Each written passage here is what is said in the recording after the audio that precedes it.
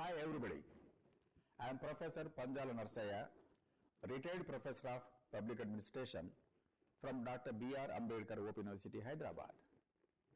I am here with you today to teach a lesson on disinvestment policy. This forms a part of EPG Pathashala lessons on public administration. In this disinvestment policy unit or lesson, we learn, both of us learn, what is investment, what is disinvestment, what are the factors that compelled the government of India or other governments to withdraw the investments invested in public sector undertaking partly or fully. In a nutshell,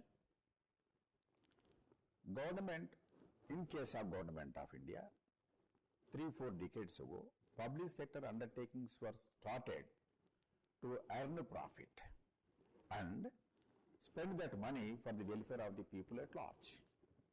Because taxes cannot generate income which is needed to finance the welfare programs. When public sector undertakings were started, they were known as pillars of economy. They were started with a lot of euphoria. Of late, they have become or they have been felt by the critics and government also as white elephants. Maintaining them has become a big problem. Public sector undertakings have become a liability rather than an asset. There are many reasons for this. Why? Public sector undertakings are incurring losses. What is the way out? Can we or should we finance them? In spite of the fact that they are incurring losses, these questions came before the government. Since the money invested in public sector undertakings belongs to the public at large, to the taxpayer.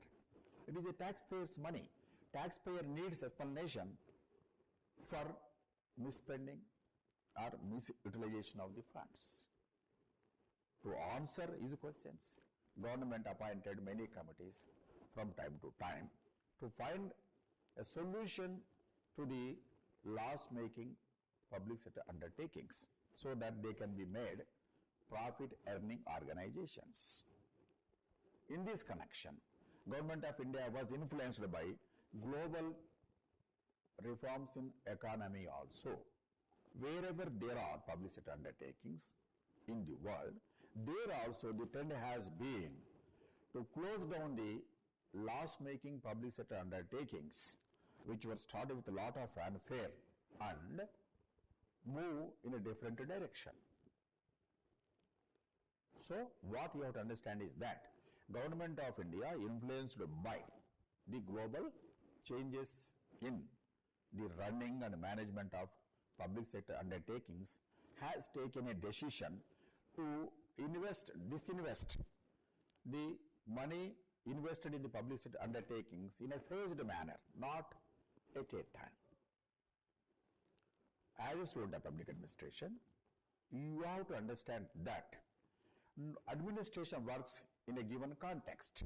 In this sense, context means global influence is there on the working of Indian public sector undertakings. Introduction. Disinvestment has become a buzzword of late in Indian economy. It has been given first priority in economic reforms. Public sector undertakings, PSUs, once known as the strong pillars of economy, have been called now as white elephants. They lost their charm and euphoria and have come under the scanner of critics, not only in India but also across the world. Since independence, public sector is viewed as the backbone of our economy.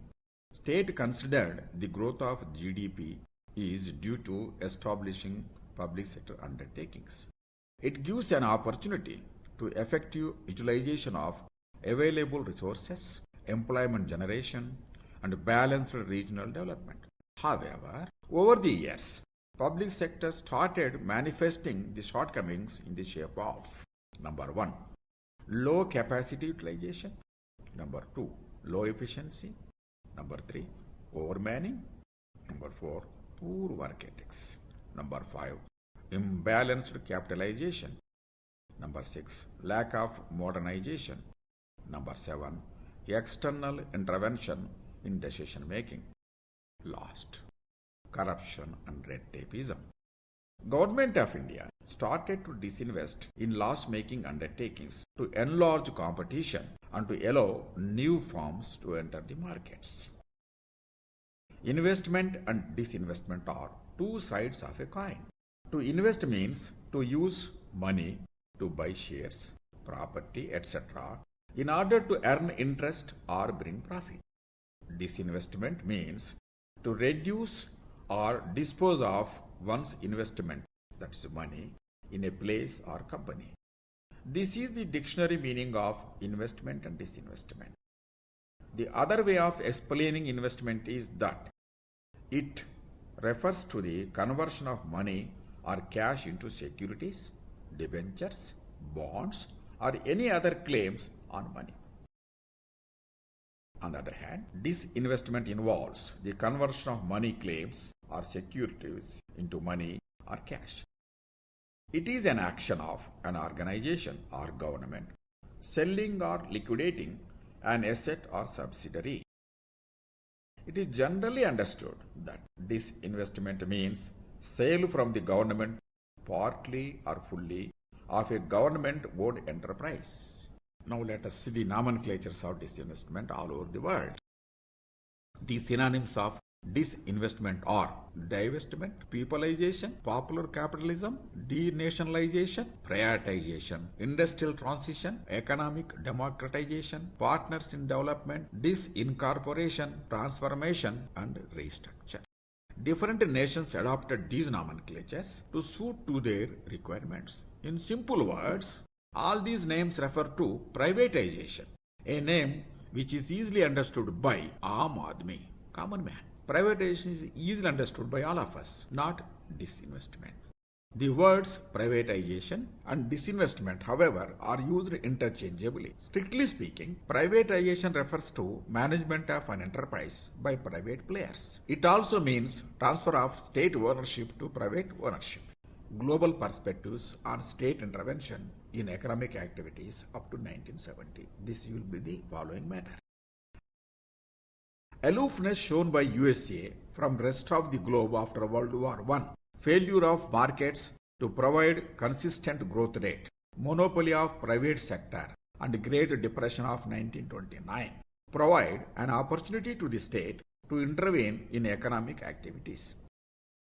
USA became the first nation in the 20th century where state intervened in economic activities. State tried to set up regulatory agencies to provide security to its citizens from the private monopoly and to support the markets.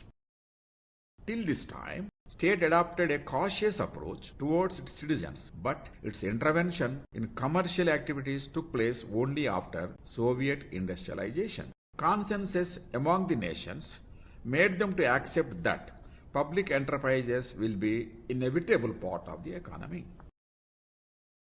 Britain nationalized its core industries such as coal mines, iron and steel, electricity, etc. France also joined the other countries in nationalizing public utilities, core and strategic sector, etc. Developed nations showed the way to the rest of the world that how state intervention in public sector will transform its economy. Newly liberated states after the World War II also gave major role to the public sector, which contributed for raise in growth rate and investment in social capital. Establishment of public sector undertakings was interlinked to the achievement of social welfare objectives. Evolution of public sector undertaking in India.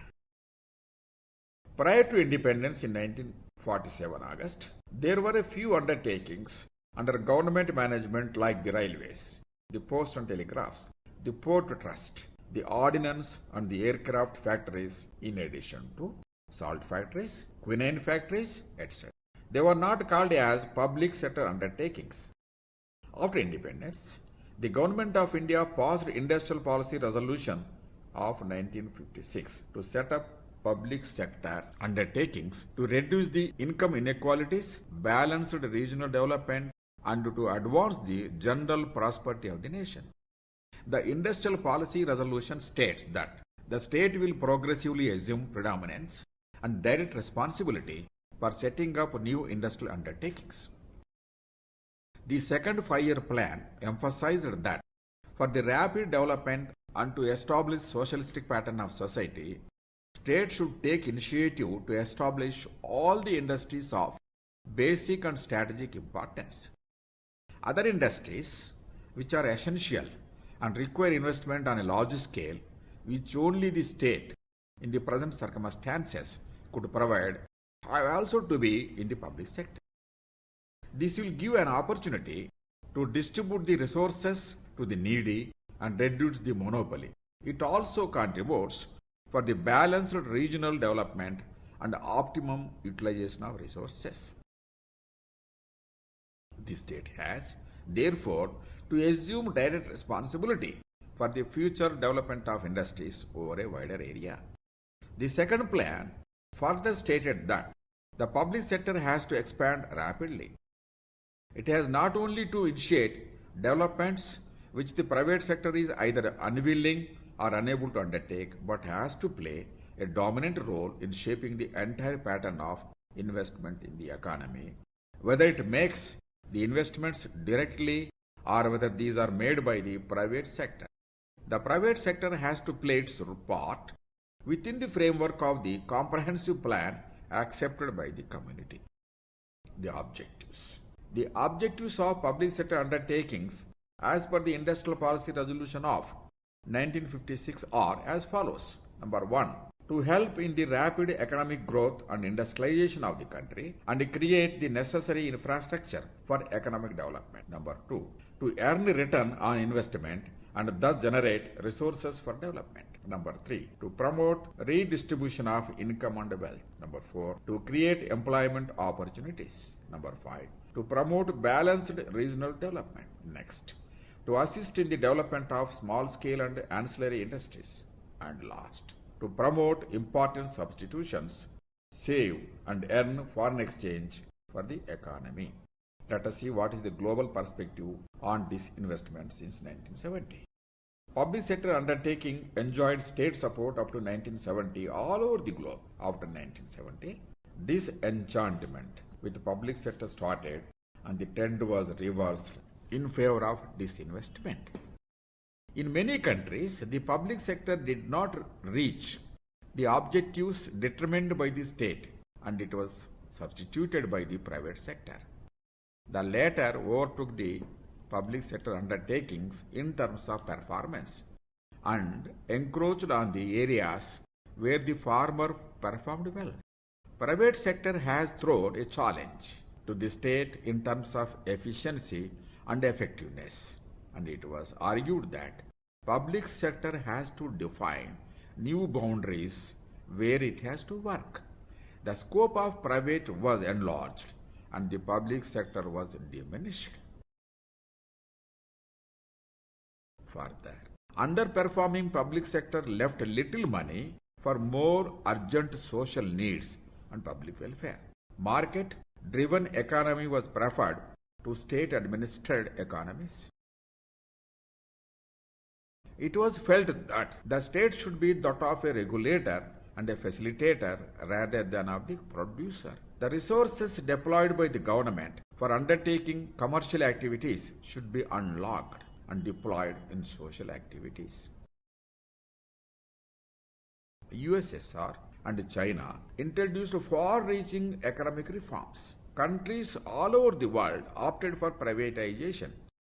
In 1980s, privatization started in several parts of the world. Funds started pouring to countries which were suffering from lack of resources. Adequate availability of foreign capital paved way for the enhanced consumer choice and increased the efficiency of production and services. The sum and substance of privatization or disinvestment is given below. Number 1. Disinvestment exposes the privatized companies to market discipline. Number 2. Forces the privatized companies to survive or cease. Number 3. It facilitates to adopt professional management techniques to provide more efficient services. 4. It results in wider distribution of wealth through offering of shares to small investors and employees. 5. The common man will have access to whole range of cheap and quality imported goods. Last, consumer gets greater satisfaction. Now, evolution of disinvestment policy in India. Impact of global developments forced the Indian government to evolve its disinvestment policy, which envisaged for the enhanced resources availability and to improve management in these public sector enterprises. The policy of the government on disinvestment has evolved largely through the statements of finance ministers in their budget speeches. Interim Budget 1991-92. The government stated that, in quotations, it has been decided that government would disinvest up to 20% of its equity in selected public sector undertakings in favor of mutual funds and financial or investment institutions in the public sector. The disinvestment, which would broad base the equity, improves management and enhances the availability of resources for these enterprises. The Industrial Policy Statement of 1991. The policy stated that in the case of selected enterprises, part of government holdings in the equity share capital of these enterprises will be disinvested in order to provide further market discipline to the performance of public enterprises. According to this policy, the following industries were proposed to be reserved for the public sector. They are arms and ammunition and allied items of defense equipment, defense aircraft and warships. Next, atomic energy. Next, coal and lignite. Next, mineral oils. Next, mining of iron ore, manganese ore, chrome ore, gypsum, sulfur, gold and diamond. Next, mining of copper, lead, zinc, tin, molybdenum and wolfram. Next, minerals specified in the schedule to the Atomic Energy Control of Production and Use Order of 1953, Railway Transport. Budget Speech of 1991-92.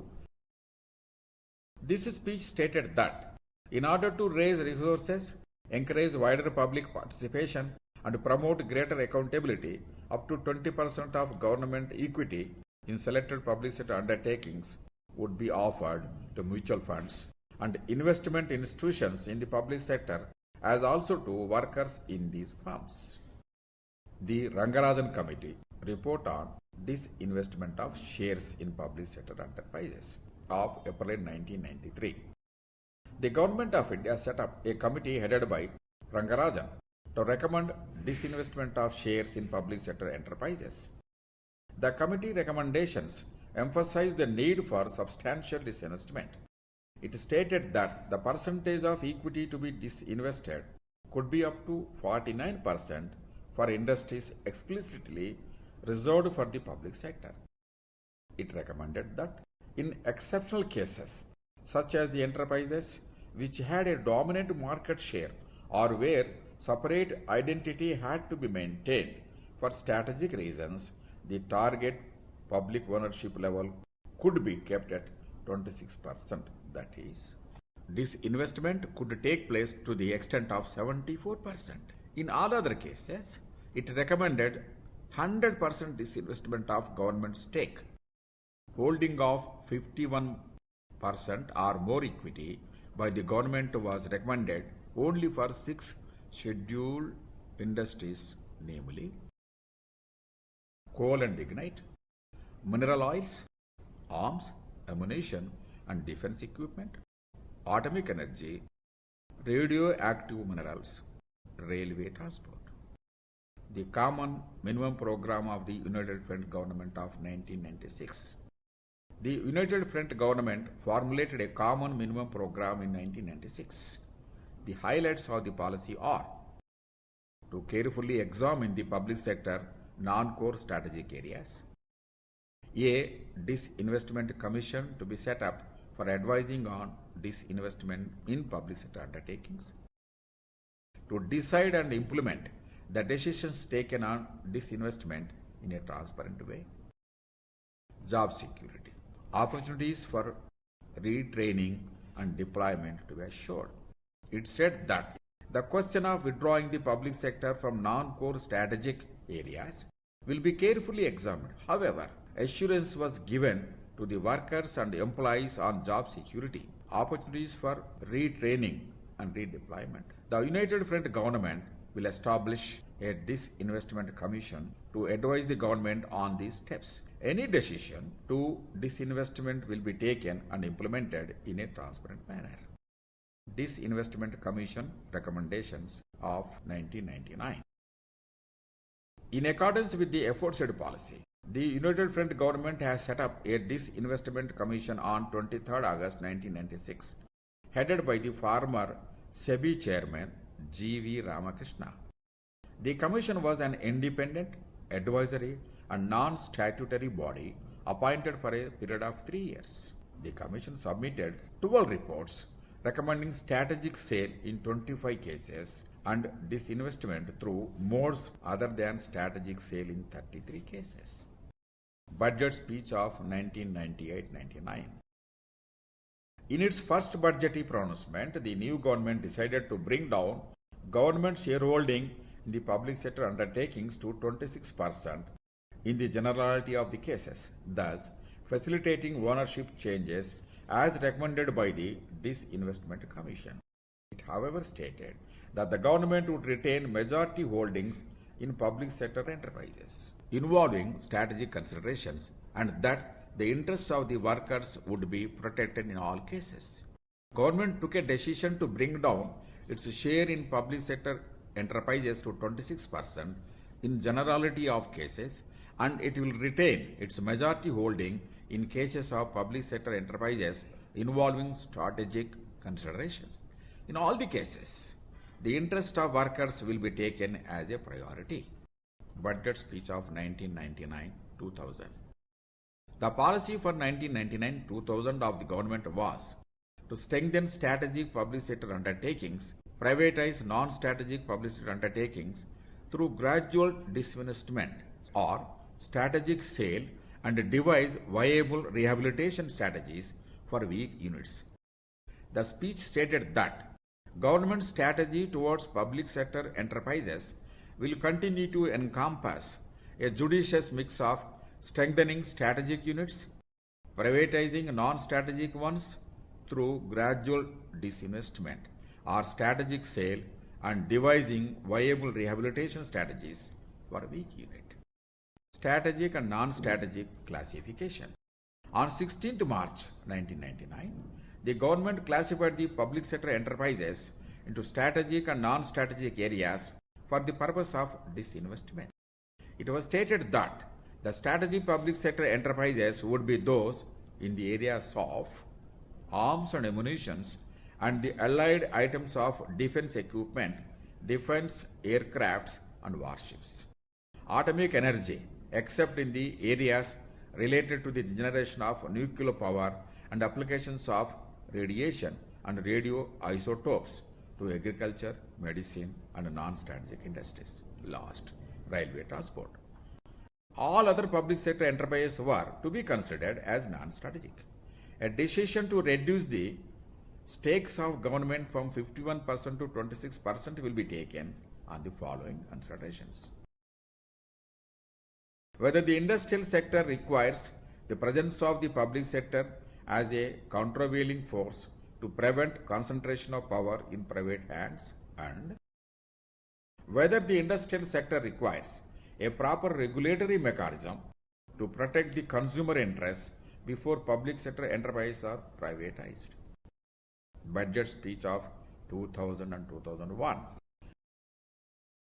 The speech for the year 2000-2001 highlighted for the first time that the government is ready to reduce its stake even below 26% in the non-strategic public sector enterprises. It also stated, if necessary, it lays emphasis on increasing strategic sales. The proceeds from disinvestment or privatization shall be invested in strengthening social sectors, restructuring of public sector enterprises, and retiring of public debt. The main elements of the public policy are reiterated as follows. To restructure and revive potentially viable public sector enterprises, to close down public sector enterprises which cannot be revived, to bring down government equity in all non-strategic public sector enterprises to 26% or lower if necessary, to fully protect the interests of workers, to put in place mechanisms to raise resources from the market against the security of public sector enterprises assets for providing an adequate safety net to workers and employees, to establish a systematic policy approach to disinvestment and privatization and to give a fresh impetus to this program by setting up a new Department of Disinvestment, to emphasize increasingly on strategic sales of identified public sector enterprises, to use the entire receipt from disinvestment and privatization for meeting expenditure in social sectors, restructuring of public sector enterprises, and retiring public debt. Government's policy towards the public sector is clear and unambiguous. Its main elements are restructure and revive potentially viable public sector undertakings, close down public sector undertakings which cannot be revived, bring down government equity in all non-strategic public sector undertakings to 26% or lower if necessary, and fully protect the interest of workers. There are many public sector undertakings which are sick and not capable of being revived. The only remaining option is to close down these undertakings after providing an acceptable safety net for the employees and workers. Resources under the National Renewal Fund have not been sufficient to meet the cost of Voluntary Separation Scheme (VSS) for such public sector undertakings. At the same time, these public sector undertakings have assets which, if unbundled and realized, can be used for funding VSS, that is Voluntary Separation Scheme. Government will put in place mechanisms to raise resources from the market against the security of these assets and use these funds to provide an adequate safety net to workers and employees. Government has set up a new department for disinvestment in December 1999 to establish a systematic policy approach to disinvestment and privatization and to give a fresh impetus to this program, which will emphasize increasingly on strategic sales of identified public sector undertakings. Government equity in all non-strategic public sector undertakings will be reduced to 26% or less, and the interests of the workers will be fully protected. Address by the President to the Parliament in February 2001. The President, in the address to the joint session of Parliament in February 2001, stated that the public sector has played a vital role in the development of our economy.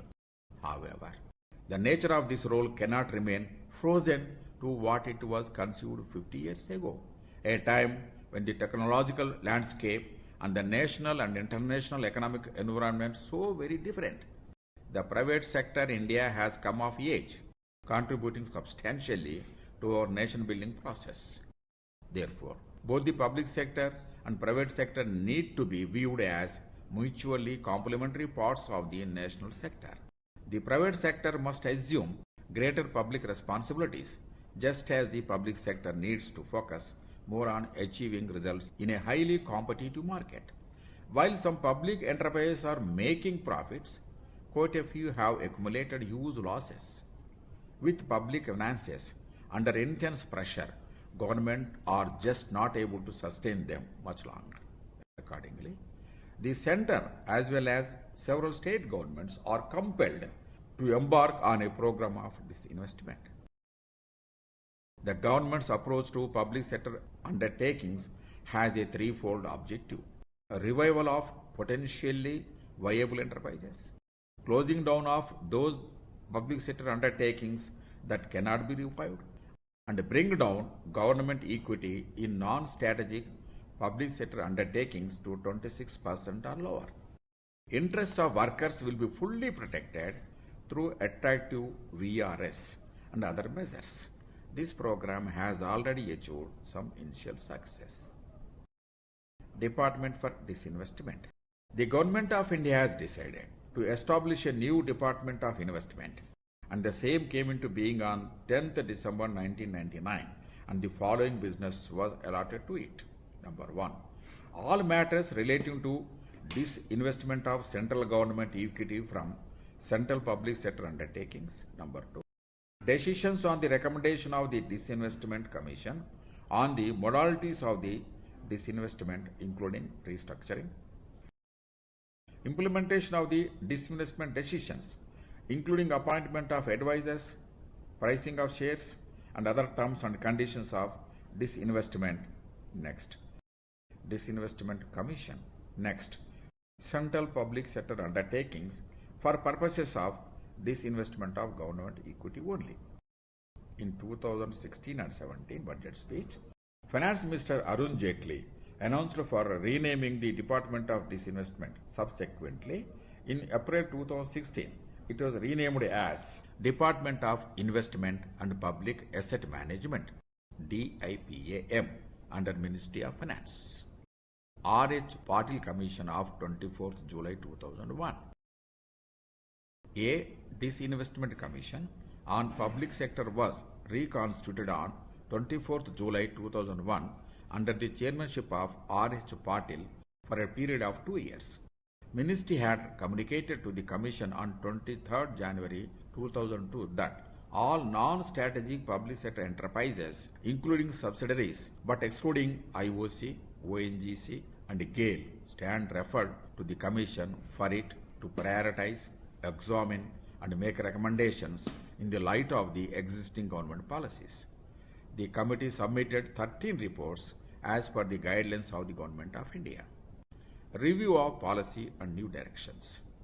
The main objective of the government under the disinvestment policy is optimum utilization of national resources and assets, which benefits to strengthen public sector undertakings in turn for the enhanced growth rate. The policy of disinvestment specifically aims at to strengthen the public sector enterprises through modernization and upgradation, to create new infrastructure. Assets contributes for employment generations, retiring of public debt. There is a criticism on disinvestment. Let us look into that aspect now. Disinvestment policy, like any government policy, has been criticized mainly on the following grounds. Due to disinvestment, the government will forego dividends on the equity holdings by selling off its stakes. Further, it squeezes this important source of revenue for the government. It is observed that 0.5% Indian households invest in equities. It would imply that common ownership of the public sector undertakings will be transferred to the private ownership. It further implies that the real beneficiaries would not be the ordinary retail investor but institutional investors. Next, one of the objectives of disinvestment is to bridge the fiscal deficit. It is observed that it is a healthy and a short-term practice. It is said that it is equivalent of selling family silver to meet short-term monetary requirements. Government's response to criticism. Government defended its stand by saying that public sector undertakings were once created for public interest and they are disinvested now in view of poor, inefficient, and not up to expectation performance, again in the public interest only. Instead of funding huge public sector undertakings, it is desirable to unlock huge investments chained in the state-owned enterprises and be utilized for basic education, primary health, family welfare, etc., for which government has at present hardly any surplus to allocate. Friends, now we have come to the concluding part of the lesson on disinvestment policy. Government of India started investing in public sector undertakings in 1956 to earn profits and spend the same on the welfare of the people. This decision was taken by the Government of India, influenced by the economic reforms all over the globe. This is what we have to understand, that any decision is taken in the context of the happenings in the globe. That is ecological influence on decision making. The public sector undertakings, which were regarded as pillars of economy, continued making profits up to 1980. In 1980, not only in India, abroad, where public sector undertakings were there, it was felt that they are a liability rather than an asset. They were not performing up to the expectation. They were not doing business expected of the business enterprises. So the trend in the world was to close down the loss-making public enterprises slowly and steadily. Government of India, influenced by the decisions of those governments, examined, re-examined the policy on public enterprises in India, appointed committees, commissions. After careful consultation and examination, it came to the conclusion that it's better to take a leaf from the experience of the countries which have moved from investment to disinvestment. Thus, disinvestment policy started in India. Investment to disinvestment. We do not know whether disinvestment we move to investment again. We have to wait and see. However, still government is in business. There are public sector undertakings. They are not completely closed down. Those which are closed down are those who are making losses which cannot be revitalized. Friends, thank you for watching this unit. See you again. Bye.